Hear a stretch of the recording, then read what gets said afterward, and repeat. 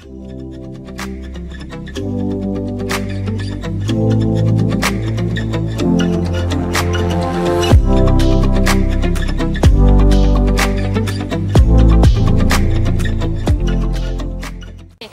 what are your thoughts on Botox? I'm all for it. Love it. Need it. Can't have enough of it. Exactly. So, Would not have said that 3 years ago, but now that I've been doing it on a regular basis, absolutely love it. Yeah. So, what made you change your mind? Why'd you try it the first time? I tried it because I was so wrinkled, especially on my forehead. It looked like I had a constant frown. It was just all over. It was just wrinkles all over, and so now that's gone, and I love it because it still looks natural. Sure. Yeah, so I'm in my mid-30s now, but started getting Botox in my mid-20s because it's preventative. Yeah. And I didn't want to have a big crease in the middle of my forehead, so I just started doing a little bit, and I'm hooked. And that's what I wish I would have done, Morgan, is gotten it preventatively, and instead I had to play catch up, because I started it in my mid-40s to late 40s, but even that being said, as bad as the creases that were in my forehead, they are gone, and that's why it's amazing. So I know for me, it's like the minute you start taking a picture and you notice those little lines like around your eyes and makeup, I'm like, oh, those weren't there before, and just having that little bit of smoothness just made me feel so much more confident when I took a picture. Yes. I wish when I first got Botox, I will say this, I got it on a Groupon. I got a deal on Groupon. I was living in Chicago, and I really wish that I would have just gone to a plastic surgeon back then. But I didn't know anything. I didn't know that a nurse injector or somebody at a med spa is different than a plastic surgeon. So, you know, one of the first times I got Botox was before a wedding, which a lot of people do. It's kind of a rookie mistake. And my brow dropped. And so now I just leave it to professionals. I mean, what is the difference, in your opinion, from going to a plastic surgeon? Like, why would you recommend that? Well, what you said is not that uncommon, and unfortunately it is. We all want a great deal. I would want to get a great deal too. But it really does make a difference, right? If something happens like that, if it's a nurse injector, they may know what they're doing. It just depends on how they've been trained. But the problem is that while a lot of nurses and a lot of surgeons are really great at doing this, there are a lot of people that take a weekend course and that's all they're doing. So I totally agree with you, Morgan. You want to make sure you're going to the right person.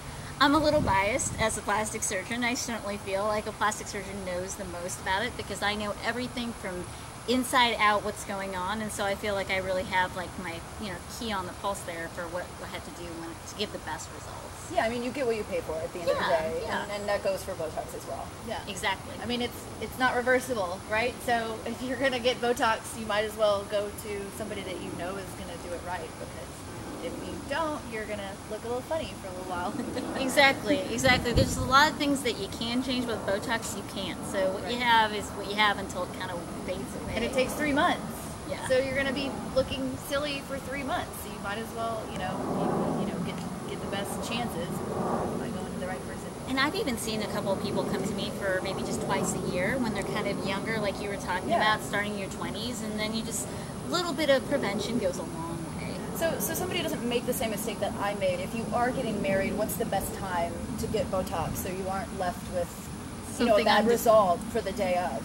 So honestly, I would say do a trial months before. So you don't want the first time you're ever seeing what Botox is going to look like on your face right before your wedding. So I'd say about 6 months before, try it, see if you like it. If you don't like it, it wears off and there's no harm, no foul. You like it, go to the same person who did it that you liked and then have them do it again.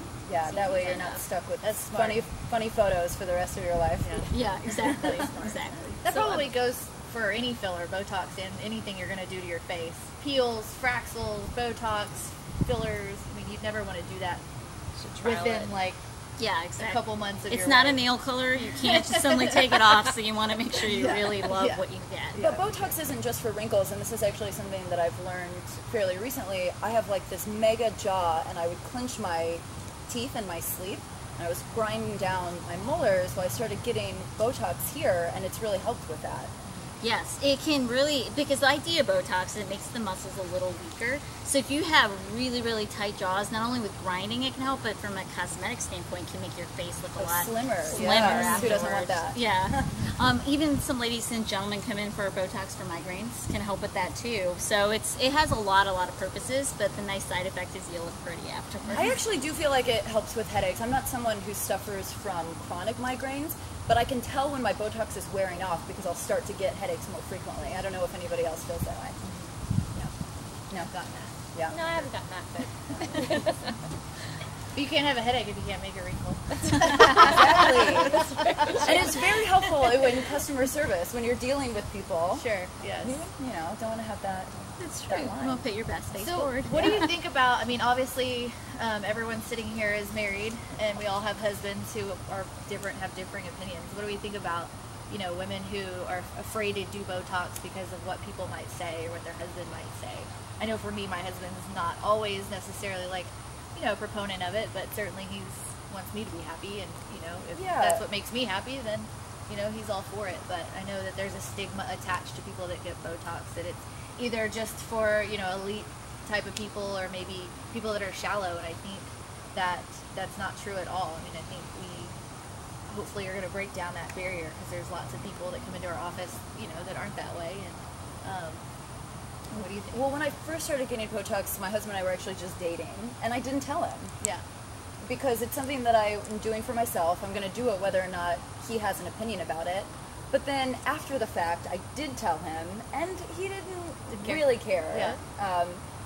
The lip injections. Right. Okay, that's a different story. Because you come home and you're swollen for the first couple days and perhaps bruised. And so, you know, that he had a heyday with, but he just likes to make fun of me. And not in a playful sort of way. Yeah. But at the end of the day, I think that he just wants me to be happy. And I don't think that they fully understand why. Yeah, well, I don't think they understand, like, the reason why I look so smooth is because of Botox. So you like that, right? Right. Yeah. What about you guys? Yeah. My husband, go ahead. No, my husband is pretty open to, you know, he just doesn't, he's not a huge fan of the fillers and the lips, but I think once the swelling goes down, you know, it's like, okay, I like that looks good, so. Yeah. It's like they don't even know about Botox, really, right? They don't even know. No, I mean, I think the Botox he cannot even tell. The stigma, though, right? If they didn't know, if we didn't tell them, they would have no idea. Exactly. Right? They would just think we were beautiful all the time, and that was just, you know, how we were born. Right. You know, but I think that... Well, he doesn't have a problem with me coloring my hair. Right.